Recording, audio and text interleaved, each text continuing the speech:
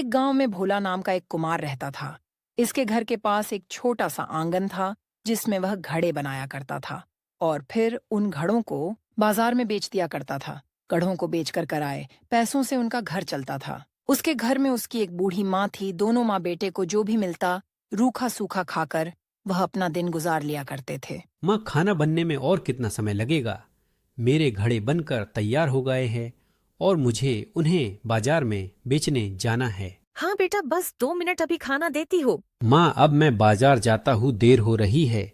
हाँ बेटा, संभाल कर जाना और रात होने से पहले लौट। भोला मिट्टी के घड़ों को लेके बाजार की ओर निकल पड़ता है और सोचता है, मेरी माँ बूढ़ी हो चुकी है और मैं उन्हें 2 रोटी के अलावा और कुछ नहीं दे पाता।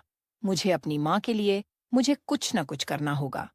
थोड़ी ही देर में भोला बाजार पहुंच जाता है। आइए भैया, सुंदर सुंदर घड़े ले जाइए। देखिए ना, ये घड़ा कितना सुंदर है। ये वाला ले जाइए। ये बहुत सुंदर और बहुत मजबूत भी भैया जी। भैया जी, ये बड़े वाला घड़ा कितने रुपए का है? ये वाला भैया जी, ये वाला बस 20 रुपए का है। ये तो बहुत ज्यादा है भाई, मैं तो सिर्फ इसके 10 रुपए दूंगा। नहीं भैया, इतने कम में घड़ा नहीं मिलेगा। 20 रुपए का है और 20 ही रुपए में मिलेगा। अगर देना है तो 10 ही रुपए में दे दो। मैं इसके 10 ही रुपए दूंगा और इससे ऊपर 1 रुपया भी नहीं दूंगा। कुछ देर सोचने के बाद दोपहर होने को आई है और अब तक एक भी घड़ा नहीं बिक पाया है। अरे मैं ये घड़ा दे ही देता हूँ, कम से कम कुछ तो पैसे आएंगे। ठीक है भैया, आप 10 रुपए में ही ले लो।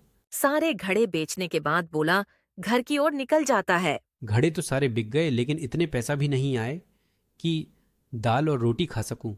मेरे घड़े के रखे हुए मूल्य पर कोई घड़ा खरीदता ही नहीं।